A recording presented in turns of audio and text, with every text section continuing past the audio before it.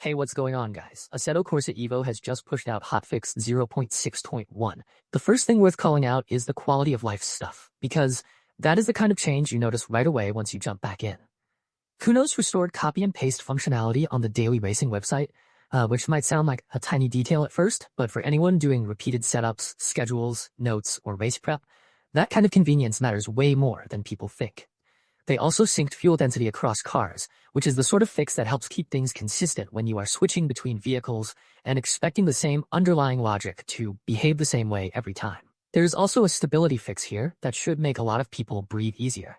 They fixed a crash scenario that could happen when joining a session. That is exactly the kind of problem that can ruin a race night in a second, so even though it is not the most glamorous line in the changelog, it is one of the most important. On top of that, they corrected rain-dependent gameplay functions that were reading the wrong source value, which means weather-related systems should now behave more properly under wet conditions, instead of pulling information from the wrong place behind the scenes. The car-specific changes are where this hotfix gets especially interesting, because it shows Kunos is still actively tuning the feel of individual machines, rather than just leaving them as is. The Porsche Cayman GT4 CS MR got a fully reworked aero map, which suggests a serious pass over how the car behaves aerodynamically, and how it should respond at speed. The Mazda MX-5 Cup received a minor drag and power correction, which should help bring its performance into a better balance. The Ferrari 288 GTO also got increased steer lock, so it should have a bit more turning authority where it matters. Those are the kinds of adjustments that can subtly change a car from pretty good to this finally feels right, especially for players who spend a lot of time learning one car in detail. There are some dashboard interface improvements in the mix too.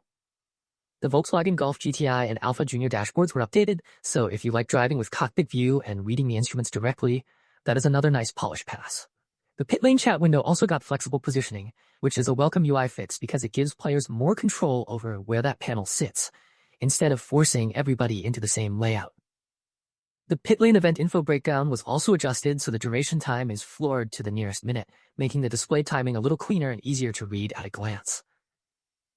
There are visual touches in here as well, and they matter more than people sometimes give them credit for.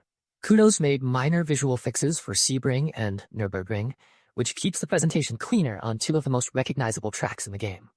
They also adjusted the visual stance of the F2004, which is the sort of detail that sim players notice immediately because car posture and ride height can completely change how convincing a model looks on track.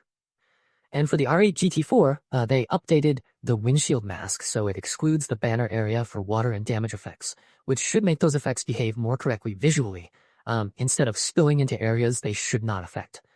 So overall, this hotfix feels like one of those updates that is not trying to shout for attention with huge new content, but instead quietly makes the whole experience better from a lot of different angles. The game should be a little more stable, a little more consistent, a little cleaner to look at, and a little more accurate across both cars and UI. That is often the kind of update that matters most after a bigger release, because once the headline features are out in the wild, the real work becomes making everything feel dependable to polished, and coherent. If you are covering this in a video, the main angle is simple. 0.6.1 is a refinement patch. It is fixing session crashes, cleaning up weather logic, improving car behavior, refining dashboards and pit lane UI, and sharpening the presentation on a few key machines and tracks. It's not the kind of patch that changes the whole identity of the game, but it absolutely pushes the sim in the right direction. And for people who care about the details, that is exactly the kind of update worth talking about.